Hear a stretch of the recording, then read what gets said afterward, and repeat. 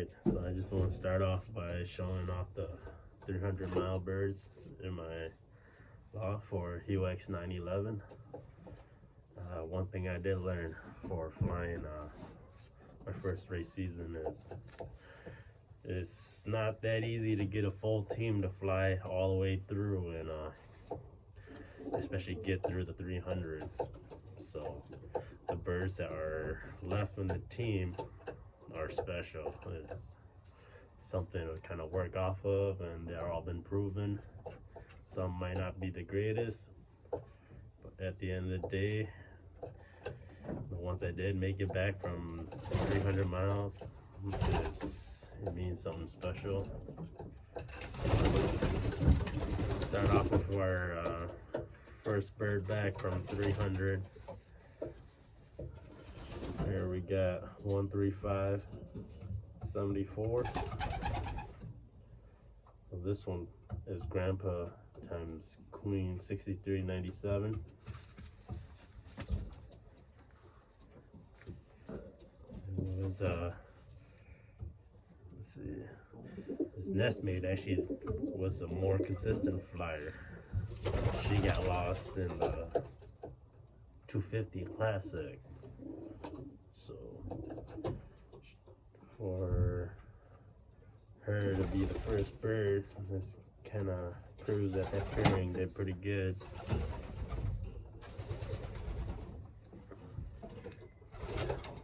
13574. So that's my first 300 bird. Keep her around for sure.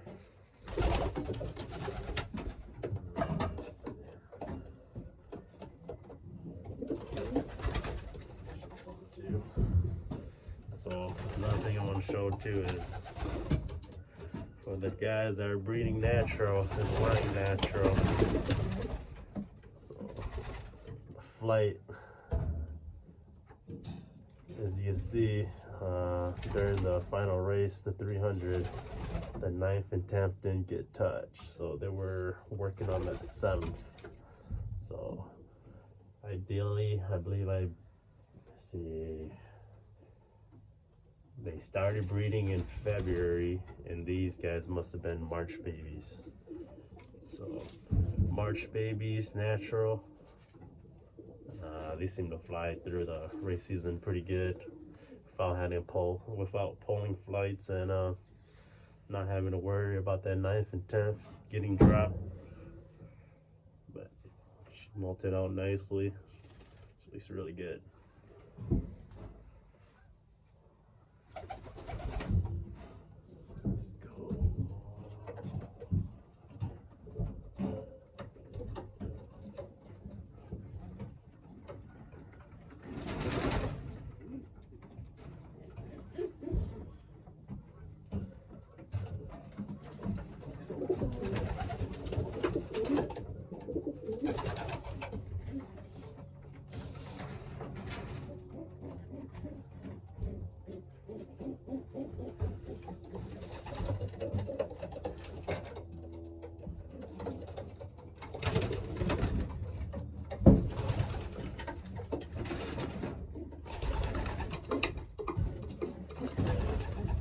So this bird, I believe, was the second bird back from the 300. This is 13570. Y'all remember this number? That's the address to my old house out in Chippewa. So this is Chippewa. Looks like a nice young hen.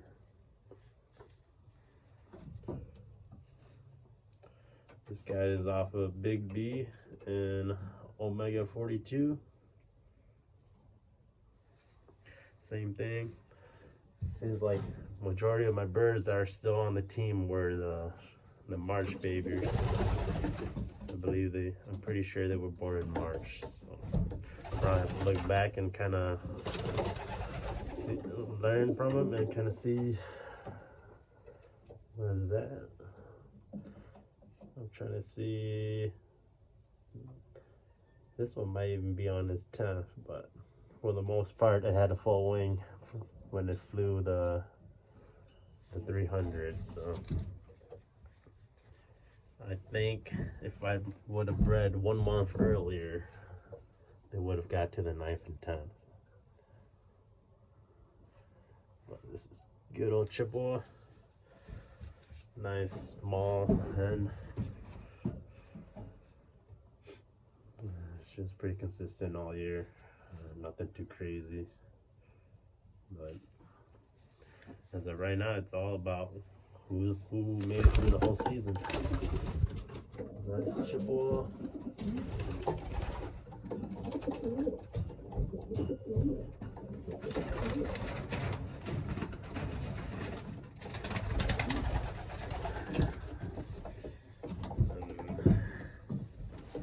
You guys can remember this one. This is my pick bird from the beginning when I started weaning my team over. And I think he won first place once in the club. Maybe not. I think I probably did clock in once, but one of the other club members did beat him. But he did happen to clock first in the club once, or on my team once on one of the races. So this is Beardo Jr.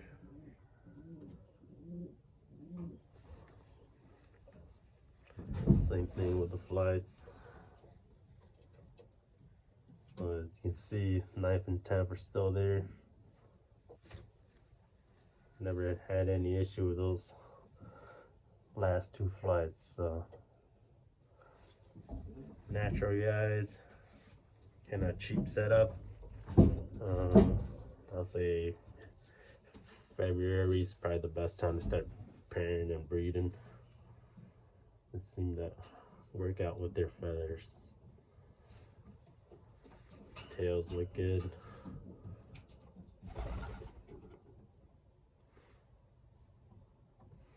But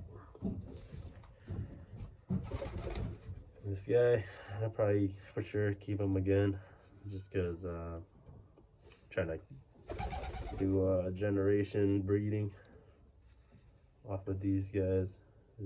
His grandpa's Pistolero, one of my breeders. The dad is Beardo. I only call him Beardo because they got this white beard on them. All like 95% of the time their siblings come out with that beard. So we can call this guy Beardo Jr. Another 300-mile bird. They said they're not day birds, but they made it onto the sheets. So the little ones that are going to be the important ones. I believe I only have like 4 or 5 that made it on the sheets before I send in my race results. So let's go. There we go.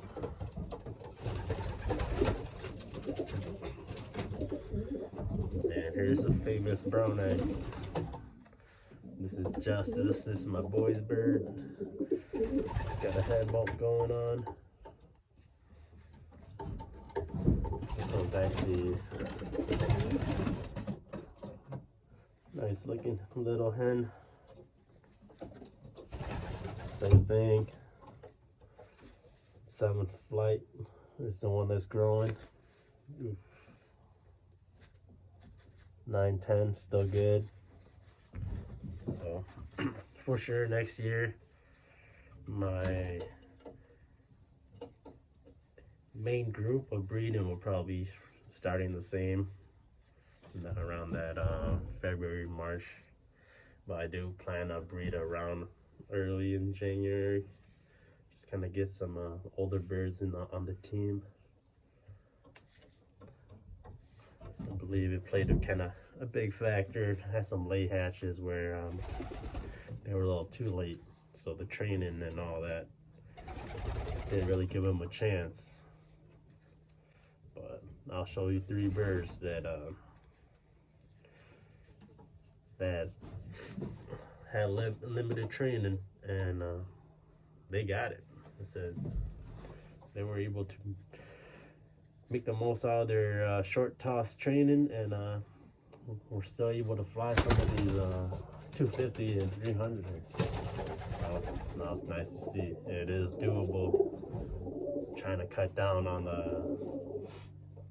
all the road timing and all the training too. So if we can kind of jump distances and make less tosses, that might be a thing we look towards doing down the road. Let's see. 601. Let's go with Bloody Wing first.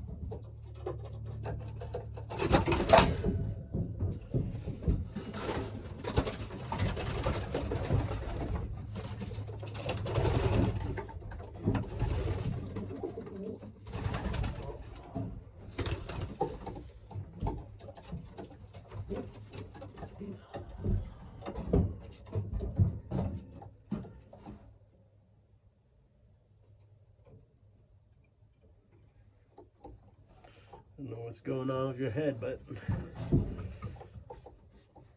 here we have Bloody Wing. You guys might remember Bloody Wing.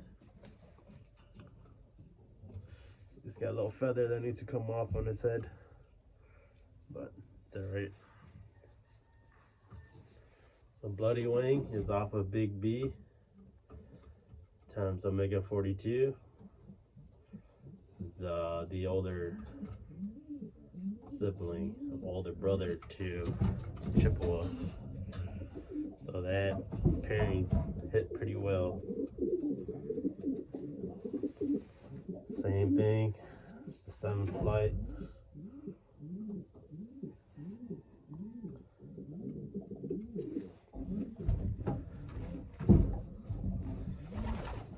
So everybody's always talking about the 9th and 10th being the most important one. So trying to stick to that theory. So it was only the 7th one that they were working with during the race. Tail, there's that middle one right there that's still growing too, so it was a little slow on that part. Other than that, here we got Bloody Wing. Nice cock in the loft. Looks pretty consistent in all the classic races.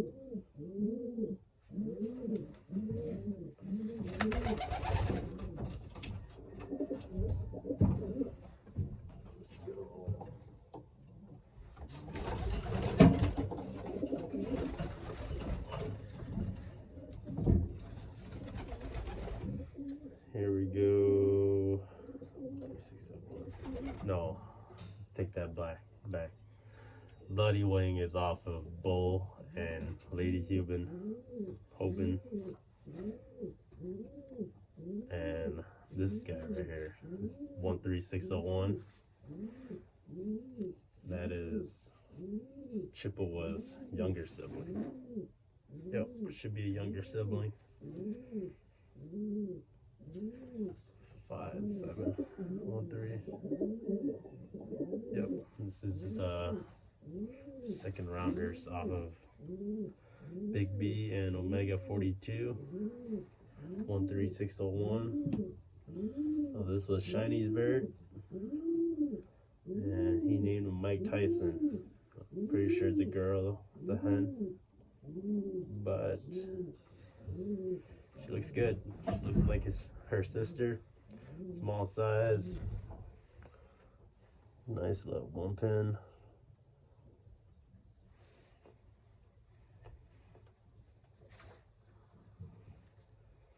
So for the 2nd rounders, right around the same time too.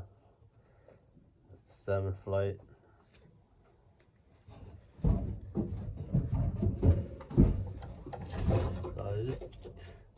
So just some information for the guys that you know, they don't have electricity and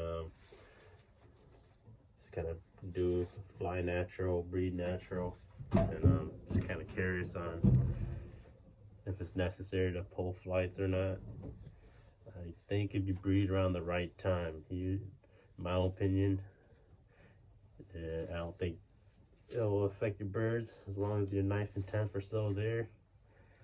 And it's showing right now my breeding in February and having them hatch out in March, their flights are kind of right where ideally you probably like to have them without even having to pull the flights.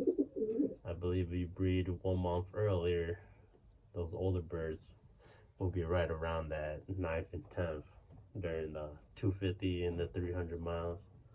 But I'll put that theory to a test next month or next year. I plan to breed in January, a group of maybe 12 to 14 to start off the first round. And then February is going to be the main breeding time for all my birds.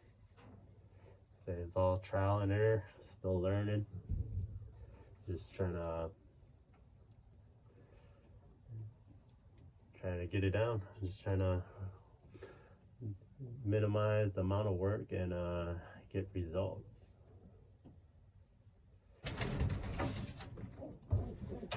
This one, 13571. Pretty consistent bird, but missed out on the 300 because it came back that Friday night when I shipped the birds and got lost during the 250. Flights are good.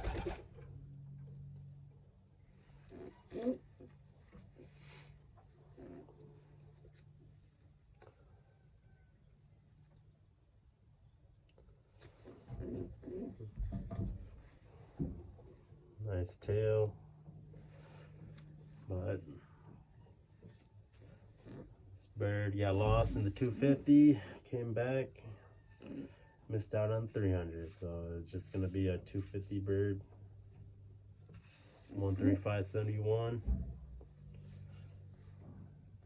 These guys flew pretty good this year. They were pretty consistent until we got up to those smash races at the 250 and 300. So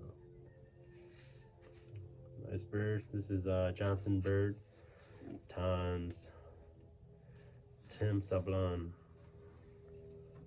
So they did good.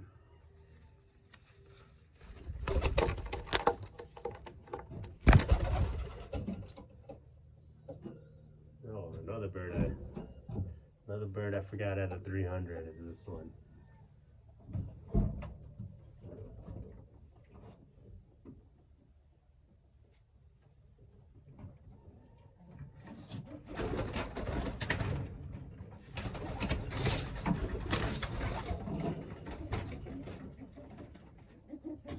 So this hen is my most consistent Steph Van Reed.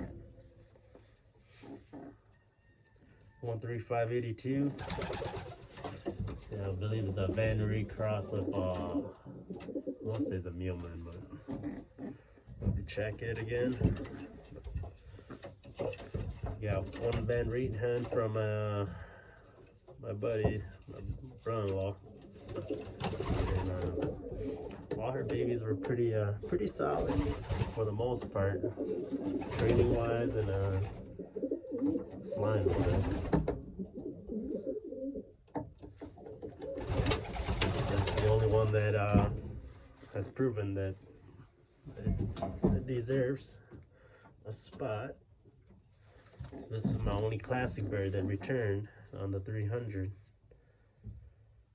13582. The mom is a dark spread blackbird, and all her babies are like that. It's either nice spread pattern or black with some little white pies on them. So that was another 300-mile bird.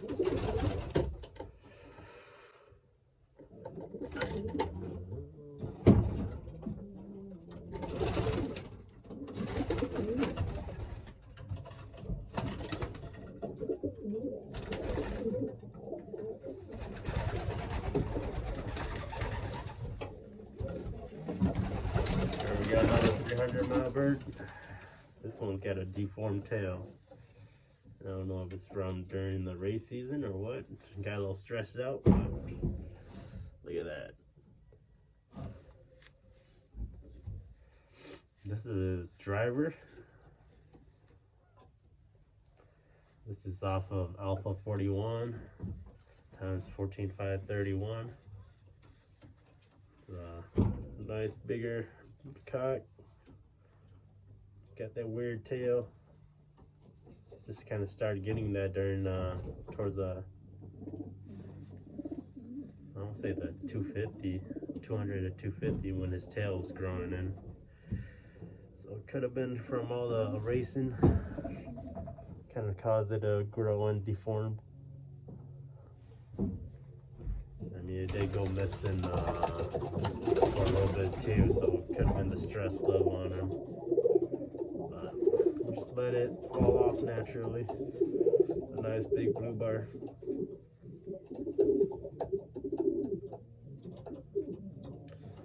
$300 club. His name is Driver 13580. Good old Donald Driver.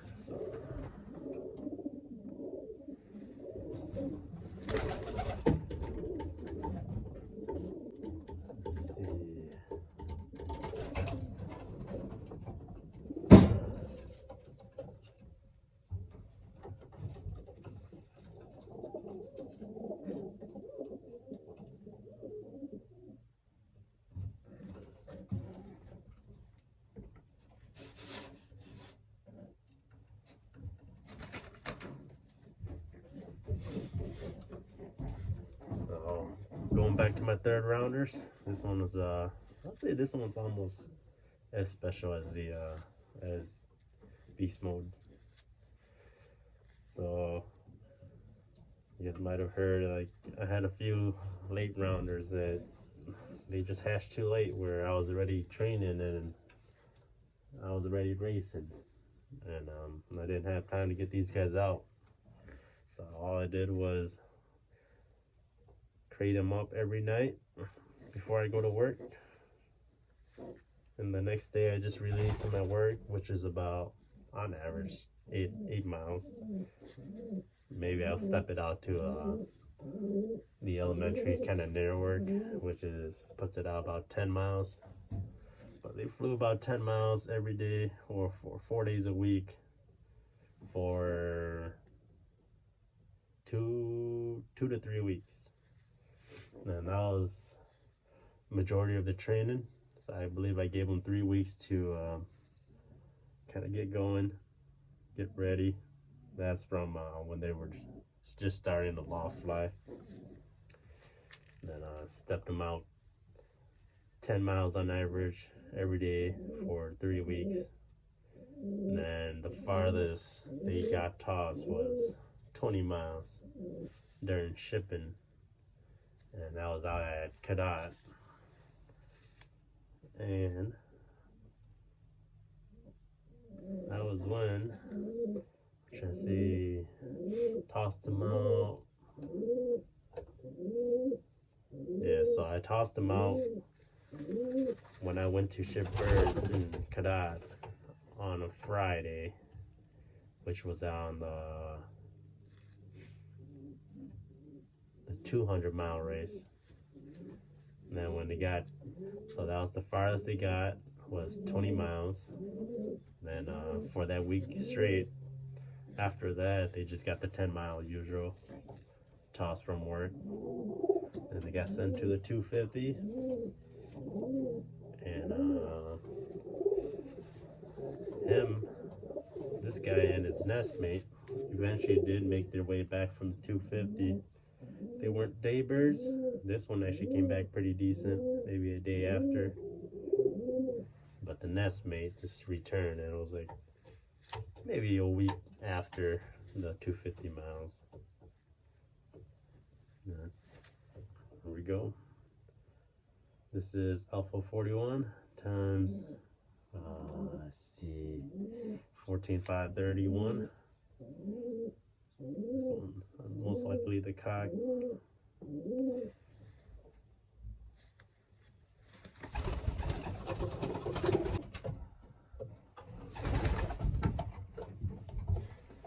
So here's the other Van Reet. So this is that bird that keeps coming home but keeps getting lost during the races. So I don't know if we're gonna hold on to this one or not. This is actually the oldest bird in the loft on my team that I bred this year. 13552. She was actually one of the most consistent during training in the early days. She eventually found her way back after the 300 miles. I think she got lost at either the 200 or the 250. I want to say it's the 200. I don't think I basketed her for the 250. So even her flights are pretty good. 9-10 still there. Looks like she's only working on number 6. So kind of crazy for being the oldest bird. Her molting didn't go as fast as the other guys. Let's see that 6 flights, slightly shorter than this one. Even the tails. So even some birds either just molt faster or that's just how it is. So this is the oldest bird in the loft. Steph Van Reet crossed with my $5 cod.